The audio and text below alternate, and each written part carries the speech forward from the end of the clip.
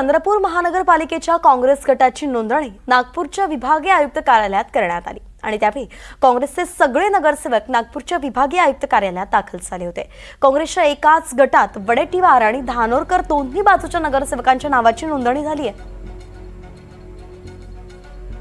चंद्रपूर काँग्रेसचे नेते रामू तिवारी आणि गट नेते राजेश अड्डूर यांच्यासोबत चर्चा केली आहे। आमचे प्रतिनिधी संजय तिवारींनी पाहूया।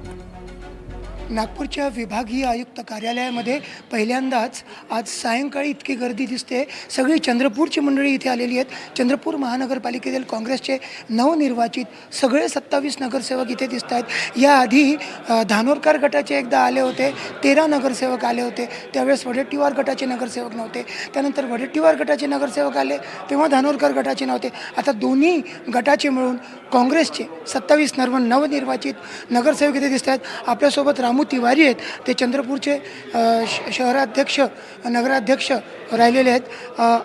कसं वाटतंय तुम्हाला आता? नाही, चांगलं झालं। 27 सर्व नगरसेवक एक सोबत आले आहे, चांगली गोष्ट झाली। आता एकच आहे की 10 तारीखला चंद्रपूरमध्ये काँग्रेसचा महापौर झाला पाहिजे, हेच आमची इच्छा आहे। तुम्हाला काही शंका वाटते त्याच्यामध्ये? आता बिलकुल शंका नाही आहे, 100% काँग्रेसचा महापौर बसणार आहे। काँग्रेसचा महापौर नक्की बसणार असं तुम्ही म्हणताय, पण मागे आपण जर बघितलं तर जे घटना झाल्या, दोन्ही गटाकडनं पळवापळवीचे प्रकार झाले, समृद्धी महामार्गावर जो प्रकार झाला तो सुद्धा तुम्ही बोलला होता।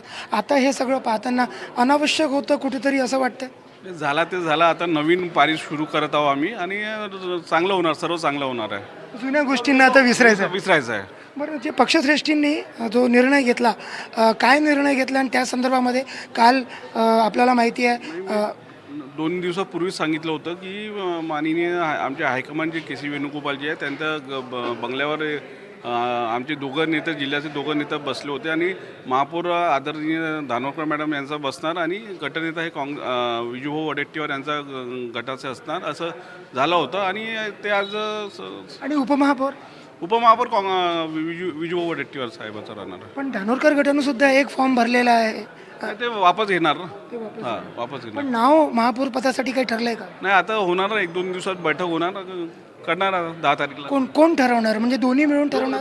दोघं नेता मिळून ठरवणार। ठरवलं आहे। महापौरपदी कोण बसणार हे पक्षश्रेष्ठी म्हणजे स्थानिक नेते हे ठरवणार आहेत।